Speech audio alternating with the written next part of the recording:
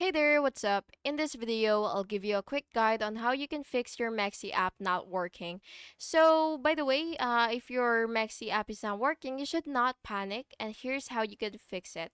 So, yeah, I'll be explaining. So, the first thing that you will have to do is you will close your app completely, restart your device, and then check your internet connection. And you could use Wi-Fi or mobile data as long as it's stable, and then you will have to update your MEXC to the latest version from App Store or Play Store. It really depends on your device.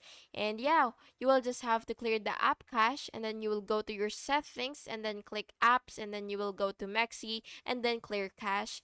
For if you would want to reinstall, you could also do it so. And yeah, you will ensure that your device meets minimum requirements for MEXC, and if this issue persists, you could also contact MEXC support with screenshots of errors. And yeah, following these steps solves most of app issues. So keep the app updated so that you will be able to avoid future problems. And yeah, that's basically just it.